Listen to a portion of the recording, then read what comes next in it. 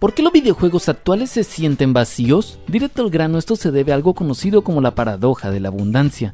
Pero no te preocupes que lo vamos a desglosar de una forma en la que todos podamos entenderlo. Así que empecemos. ¿Te ha pasado que descargas un juego nuevo, con gráficos de última generación, un mundo abierto gigante y miles de horas prometidas, pero al poco tiempo te aburres? Tranquilo, no estás solo. Muchos jugadores, desde veteranos hasta casuales, comparten una misma sensación. Los juegos actuales, aunque impresionantes, se sienten vacíos. Y lo curioso es que esto ocurre justo cuando más contenido y tecnología tenemos a nuestra disposición. Entonces, ¿qué está pasando? ¿Son los jugadores los que han cambiado? ¿O son los juegos los que han perdido su alma? Vamos a explorar este fenómeno desde su raíz. Y como siempre, con datos, historia y algo de autocrítica gamer. Así que dividiremos este video en 6 temas específicos. Primer tema. De las limitaciones nacía la creatividad. Retrocedamos un poco. En los años 80 y 90 los desarrolladores estaban limitados por la tecnología, cartuchos de 8 a 16 bits, poca memoria y equipos pequeños. Pero esas limitaciones obligaban a pensar diferente. Títulos icónicos como el Super Mario Bros. Que salvó la industria de los videojuegos, o el Super Metroid o el Chrono Trigger que lograron contar historias memorables y crear atmósferas profundas con lo justo y necesario. No podías perderte en misiones secundarias inútiles porque no había espacio para eso. Y curiosamente, eso hacía que cada segundo de juego tuviera intención. Hoy en cambio tenemos mundos enormes, pero a veces llenos de actividades que no aportan nada, como si la cantidad reemplazara a la calidad. Segundo tema, el checklist infinito. Jugar ya no es descubrir, es trabajar. Muchos juegos modernos se sienten como un trabajo disfrazado de aventura. ¿O no te ha pasado que entras a un mapa y ves 80 iconos de cosas para hacer? Actividades como recolectar, cazar, abrir cofres, para luego sí poder seguir con la historia. Ubisoft fue pionera en esta fórmula, especialmente con títulos como Assassin's Creed y Far Cry. Y a esto se le conoce como el síndrome del checklist. Contenido diseñado no para emocionar, sino para retener al jugador a través de la repetición mecánica. Y sí, alarga la duración del juego, pero mata la inmersión.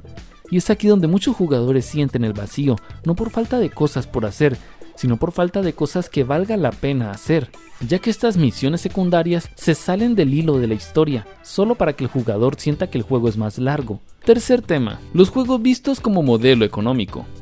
Otra razón clave es que en la era moderna gran parte de los juegos AAA están construidos para convertirse en servicios continuos. ¿Qué significa eso?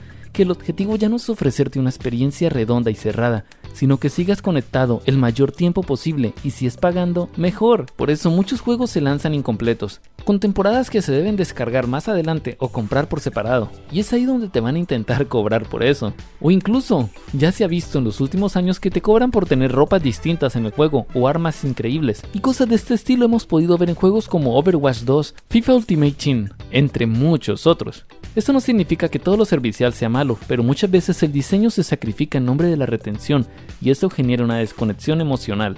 Antes, un juego como The Legend of Zelda o Ocarina of Time te dejaba pensando por semanas. En cambio ahora un videojuego apenas logra mantenerte atento durante una tarde. Y esto es precisamente porque antes las historias en los juegos estaban completas. Comprabas un juego y el cartucho traía el juego completo. No tenías más adelante que comprar skins, ni pagar para una actualización completa para tener el juego entero. Comprabas el juego y ya, podías jugarlo y tener una historia de principio a fin. Y era eso lo que los hacía tan emocionantes. Cuarto tema.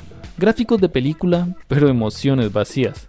La tecnología gráfica ha alcanzado niveles impresionantes, eso sí es cierto, pero dime, ¿de qué sirve una cinemática de 4K con Ray Tracing si la historia no importa? Y es que muchos estudios caen en la trampa de priorizar el impacto visual sobre la historia emocional o narrativa. Y en lo personal, eso lo pude sentir con un juego nuevo de PlayStation que es el Ratchet & Clank Rift Apart. Visualmente el juego es espectacular, parece una película de cine de última generación.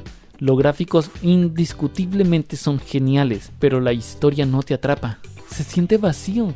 Se siente como tener que pasar un mapa porque sí, derrotar enemigos porque sí, sin un horizonte, sin un objetivo muy claro que digamos. Y es cierto que habrán jugadores quienes amen este tipo de videojuegos con altísimas resoluciones, con gráficos espectaculares, pero en lo personal, preferiría un juego que no tuviera toda esa resolución, todos esos gráficos increíbles, pero que contara con una historia sublime, con una historia atrapante. Por ejemplo, hablemos de títulos como el Forspoken 2023. Prometían mundos alucinantes, pero entregaron diálogos forzados, personajes planos y una historia olvidable. Es como si los juegos actuales supieran cómo lucir profundos, pero no cómo serlo realmente. ya que en los trailers podemos ver paisajes alucinantes, cosas muy pero muy bonitas que uno piensa, wow, será un juego increíble. Y cuando vas a jugarlo, la historia no te atrapa, no te gusta, lo sientes vacío.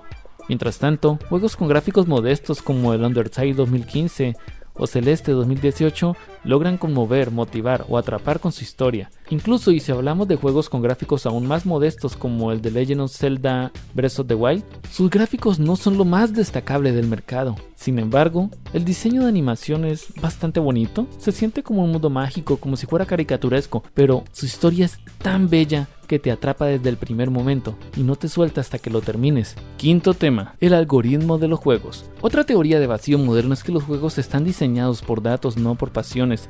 Las grandes empresas tienen acceso a estadísticas en tiempo real, saben qué misiones has completado, cuánto tardas y cuándo apagas la consola. Y con eso ajustan el contenido para que siempre te den lo que funciona. El problema es que eso mata el riesgo. Matar el riesgo significa que todos los juegos empiezan a parecerse. Como en Netflix, mucho contenido, poca variedad real. De ahí vienen los clones del Fortnite, el Call of Duty, el Battle Royale, reciclados y más. Por eso todos esos juegos así tienden a parecerse, porque están todos basados en juegos que en su momento funcionaron.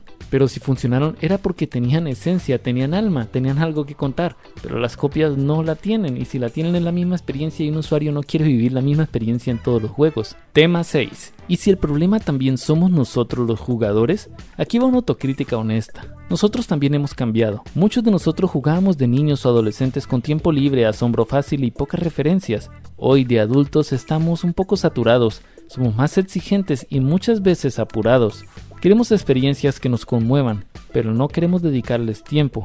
Queremos que el juego sea profundo, pero no aburrido, difícil, pero no frustrante. Y es posible que parte de esa sensación de vacío venga de nuestras propias expectativas, moldeadas por una industria que ahora diseña para satisfacer estadísticas, no pasiones. En conclusión, el vacío que sentimos es real y también complejo. Pero entonces, ¿por qué los juegos actuales se sienten así? La respuesta es porque muchos juegos sí están vacíos, están diseñados para durar, no para dejar una huella en tu mente. Porque han perdido parte del alma artesanal que definía al medio, porque en el pasado se esforzaban porque la historia te atrapara. Ahora se basan en estadísticas, datos, creen que conocen a las personas y brindan simplemente emociones del momento, sin entender que lo que realmente queremos es un momento de diversión, una historia que nos atrape y nos haga por unos momentos olvidar el mundo exterior, y que nos atrape en su propia historia y hacernos sentir parte de ella. Pero difícilmente un juego en la actualidad lo consigue. Claro, no voy a decir que todos sean malos, uno que otro sí logra